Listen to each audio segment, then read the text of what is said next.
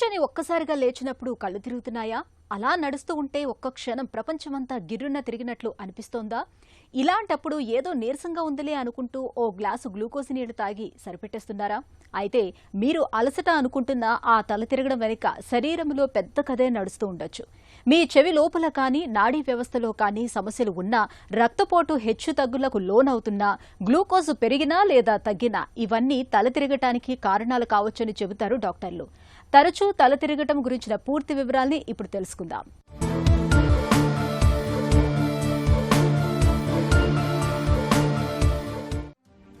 కళ్ళు తిరుగుతున్నట్లుగా, తలంతా తిప్పేస్తున్నట్లుగా, వాంతి అయిపోతున్నట్లుగా అనిపించడం. ఈ రకమైన బాధలు మనలో చాలా మందికి ఏదో ఒక సందర్భంలో అనుభవంలోకి వచ్చే ఉంటాయి. ఈ లక్షణాలని మనలో చాలా మంది పెద్దగా పట్టించుకోరు. కాసేపు పడుకుంటే తగ్గిపోతుందిలే అని తేలిగ్గా తీసుకుంటూ ఉంటారు. నిజానికి తల, కళ్ళు తిరగడం అనే ఈ చిన్నిపాటి లక్షణం వెనుక కొన్నిసార్లు పెద్ద పెద్ద సమస్యలే దాగి ఉండొచ్చని చెబుతారు నిపుణులు. తల తిరగడం అంటే కేవలం అలసట మాత్రమే కాదు. మన దేహమనే అద్భుత యంత్రంలో ఎక్కడో గేర్లు తప్పుతున్నాయనడానికి అది ఒక గట్టి హెచ్చరిక. నీరసం, కాళ్లు తూలడం ఇవన్నీ శరీరం మనకు పంపే ఎమర్జెన్సీ సిగ్నల్స్. తల తిప్పడం, కళ్ళు తిరగడాన్ని వైద్య పరిభాషలో డాక్టర్లు వెట్టిగో అని, గిడ్డినెస్ అని పిలుస్తారు.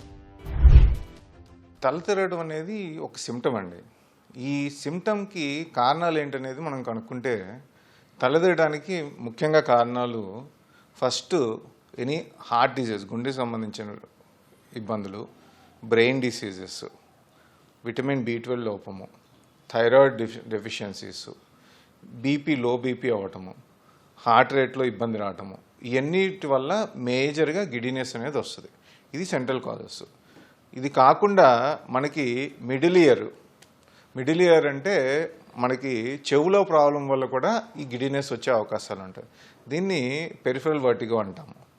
సెంట్రల్ వర్టిగో, పెరిఫెరల్ వర్టిగో అంటాం. సెంట్రల్ వర్టిగో అంటే ఏదన్నా అవయవం, మేజర్ అవయవాలు, గుండె, బ్రెయిన్, థైరాయిడ్ ఇట్లాంటివి సరిగ్గా పనిచేయకపోతే వచ్చేది. ఇయర్ వల్ల వచ్చేది పెరిఫెరల్ వర్టిగో అంటాం.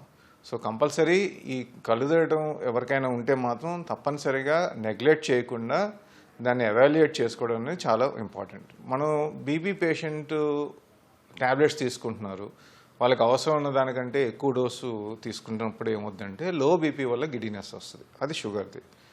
నెక్స్ట్ అనీమియా, అంటే రక్తం సరిపడంత లేకపోతే మన బాడీలో ఆక్సిజన్ క్యారింగ్ కెపాసిటీ తక్కువైపోయి గిడినెస్ వచ్చే అవకాశాలు ఉంటాయి. షుగర్ పేషెంట్లు, బేసిక్గా షుగర్ పేషెంట్కి మనం కంట్రోల్ చేయడానికి మందులు, ఇన్సులిన్, ట్యాబ్లెట్స్ అన్నీ ఇస్తాం. ఒకవేళ ఆ మందులు డోసు ఎక్కువ అవడం వల్ల కానీ, లేకపోతే సరిగ్గా ఆహారం తీసుకోకపోవడం వల్ల కానీ లో షుగర్ అయితే దానివల్ల కూడా గిడినెస్ వచ్చే అవకాశాలు ఉంటాయి. సో ఫండమెంటల్గా గిడినెస్ వచ్చిన దానికి కారణం వెతుక్కోవడం అనేది చాలా ఇంపార్టెంట్. మన శరీరాన్ని భూమి గురుత్వాకర్షణకు అనుగుణంగా బ్యాలెన్స్ చేసే అద్భుత వ్యవస్థ మన చెవి లోపల ఉంది. నిర్మాణపరంగా చూస్తే చెవి లోపలి భాగంలో ఉండే వెస్టిబ్యులర్ సిస్టమ్ అనే ద్రవంతో నిండిన చిన్న గదులే మన శరీరానికి దిక్సూచి వంటివి. మన తల ఏ కోణంలో కదులుతుందో ఈ ద్రవమే మెదడుకు చేరవేస్తుంది. ఎప్పుడైతే ఆ ద్రవంలో కదలికలు తప్పుతాయో, లేదా అక్కడ ఉండే కాల్షియం స్ఫటికాలు స్థానం తప్పుతాయో, అప్పుడు మెదడుకు తప్పుడు సంకేతాలు వెళతాయి. కూర్చున్నా కూడా ప్రపంచం గిరగిరా తిరుగుతున్న భ్రమ కలుగుతుంది. కేవలం చెవి సమస్యలే కాదు, రక్తహీనత అంటే ఒంట్లో రక్తం లేక కళ్ళు బైర్లు కమ్మడం మనకు తెలిసిందే. శరీరంలో ఇంధనం లాంటి గ్లూకోజ్ స్థాయిలు పడిపోయినా, థైరాయిడ్ గ్రంథి మందగించినా, విటమిన్ B12 లోపించినా నరాల వ్యవస్థ బలహీనపడి తల తిరుగుతుంది. ఒక ఆశ్చర్యకరమైన నిజం ఏమిటంటే, ప్రపంచవ్యాప్తంగా దాదాపు 35% మంది తమ జీవితంలో ఏదో ఒక దశలో ఈ తీవ్రమైన తల తిరగడం అనే బ్యాలెన్స్ లోపాన్ని ఎదుర్కొంటున్నారని పరిశోధనలు చెబుతున్నాయి. కళ్ళు తిరగడం ప్లస్ తల తిరగడం, ఈ సిమ్టమ్స్తో పాటు గుండె దడ కానీ, వామిటింగ్ సెన్సేషన్ కానీ, తలనొప్పి కానీ, నుంచోలేకపోవడం, నుంచోటి పడిపోవడం కానీ, ఇవన్నీ జరిగినప్పుడు ఇమీడియట్గా మనం హాస్పిటల్కి వెళ్ళి ఎవాల్యుయేట్ చేసుకోవడం చాలా అవసరం. ఎందుకంటే బ్రెయిన్ స్ట్రోక్లో కూడా గిడినెస్ రావచ్చు. ఇన్ఫీరియర్ వాల్యూమ్ అంటే వన్ టైప్ ఆఫ్ హార్ట్ అటాక్లో కూడా హార్ట్ రేట్ తగ్గి కంప్లీట్ హార్ట్ బ్లాక్ వచ్చి కూడా మనకు గిడినెస్ రావచ్చు. Atrial fibrillation, heart rate abnormality వచ్చినప్పుడు కూడా గిడినెస్ రావచ్చు. అందుకే ఈ గిడినెస్ని నెగ్లెక్ట్ చేయకుండా మనం గిడినెస్తో పాటు కాన్స్టిట్యూషనల్ సిమ్టమ్స్, వేరే సిమ్టమ్స్ లైక్ ఇవన్నీ నేను చెప్పినట్టు ఆయాసం కానీ, గుండె దడ కానీ, తలనొప్పి కానీ, వామిటింగ్ సెన్సేషన్ కానీ, ఇవన్నీ ఉంటే తప్పకుండా, చెస్ట్ పెయిన్ ఉంటే కానీ తప్పకుండా హాస్పిటల్కి వెళ్ళి దీన్ని టెస్ట్ చేయించుకుని దేనివల్ల వచ్చిందనేది కనుక్కోవడం చాలా ఇంపార్టెంట్. గుండెకి, బ్రెయిన్కి సంబంధించిన అవయవం వల్ల మన గిడినెస్ వస్తే మాత్రం అది చాలా డేంజర్. ఎందుకంటే అది ఇమీడియట్గా మనం ఎవాల్యుయేట్ చేసి దాన్ని ట్రీట్ చేయకపోతే మనకి ప్రాణానికి కూడా హాని వచ్చే అవకాశాలు ఉంటాయి. ఫర్ ఎగ్జాంపుల్ గిడినెస్తో స్ట్రోక్ రావచ్చు, అంటే పెరాలసిస్ స్ట్రోక్ రావచ్చు. గిడినెస్ ఉన్న వాళ్ళు ఇన్ఫీరియర్ వాల్ఎంఐ అంటే హార్ట్ అటాక్ అది సిమ్టమ్ కావచ్చు. సో అందుకని మనం దాన్ని నెగ్లెక్ట్ చేయకూడదు. ఇంకోటి హార్ట్లో complete heart block, atrial fibrillation, ఇవన్నిటికి కూడా అది సంకేతం కావచ్చు. సో దాన్ని మనం నెగ్లెక్ట్ చేయకుండా ఉండడం చాలా మంచిది. తల తిప్పడం, కళ్ళు తిరగడం అనేది ఎక్కువగా మహిళలు, వయసు పైబడిన పెద్దవాళ్లలోనే చూస్తుంటాం. మహిళల్లో హార్మోన్ల హెచ్చుతగ్గులు, నెలసరి సమస్యల వల్ల వచ్చే రక్తహీనత, ఇంకా మెనోపాస్ దశలో వచ్చే మార్పులు వెట్టికోని తెచ్చిపెడుతుంటాయి. ఇక వృద్ధుల విషయానికొస్తే వయసు పైబడుతున్న కొద్దీ వారి రక్తనాళాలు కాలక్రమేణా గట్టిపడతాయి.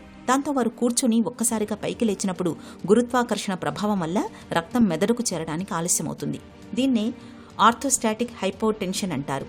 అంటే క్షణకాలం పాటు మెదడుకు ఆక్సిజన్ అందక కళ్ళు చీకట్లు కమ్ముతాయి.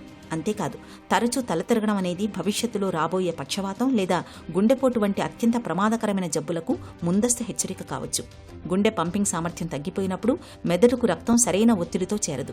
ఒకవేళ తల తిరగడంతో పాటు చేతులు కాళ్ళు పడిపోవడం, మూతి వంకరపోవడం, మాట ముద్ద రావడం, గుండెల్లో తీవ్రమైన నొప్పి లేదా ఊపిరి అందకపోవడం వంటి లక్షణాలు కనిపిస్తే అసలు ఆలస్యం చేయకుండా వెంటనే ఆసుపత్రికి చేరాలి.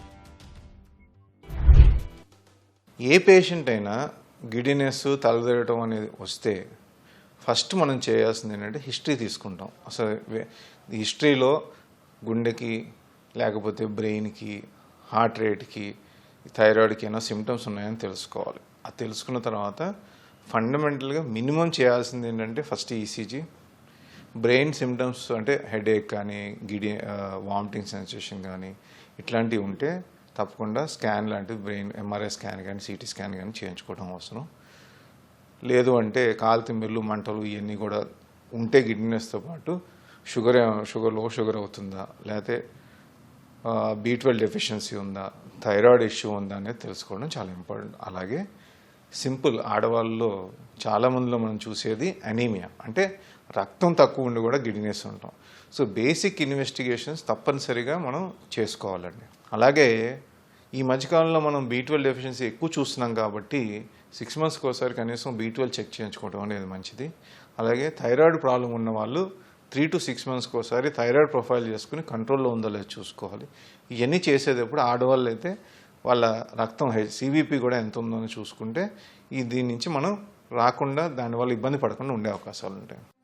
తరచూ తల తిప్పుతున్నప్పుడు, కళ్ళు తిరుగుతున్నప్పుడు రక్త పరీక్షలతో పాటు thyroid profile, vitamin B12, vitamin D పరీక్షలతో పాటు షుగర్ లెవెల్స్, ఈసీజీ పరీక్షలు కూడా చేయించుకోవాలి. అవసరాన్ని బట్టి మెదడు పనితీరును అంచనా వేయడానికి బ్రెయిన్ ఎంఆర్ఐ స్కాన్ చేయాల్సి ఉంటుంది. చెవి లోపలి సమస్య అయితే వ్యాయామాల సాయంతో మందులు అవసరం లేకుండానే నయం చేయవచ్చు. నాడీ వ్యవస్థలో సమస్యలు ఉన్నప్పుడు మందులు వాడాల్సి ఉంటుంది. ట్యూమర్ల కారణంగా వెర్టిగో సమస్య తలెత్తినప్పుడు సర్జరీ చేసి వాటిని తొలగించాల్సి ఉంటుంది. ఇక వెర్టిగో సమస్యతో బాధపడుతున్నప్పుడు జీవనశైలిలో చిన్న చిన్న మార్పులు చేసుకోవాలి. ఎత్తైన ప్రాంతాలకు, జలవనరుల వద్దకు వెళ్లకూడదు. నీళ్లను తరచూ తాగుతుండాలి. ఉప్పు వాడకాన్ని తగ్గించాలి. తగినంత నిద్రపోవడమూ ముఖ్యమే. పొద్దున్నే లేవగానే హడావుడిగా మంచం మీద నుంచి దూకకుండా కాసేపు కూర్చొని నెమ్మదిగా నిలబడడం అలవాటు చేసుకోవాలి.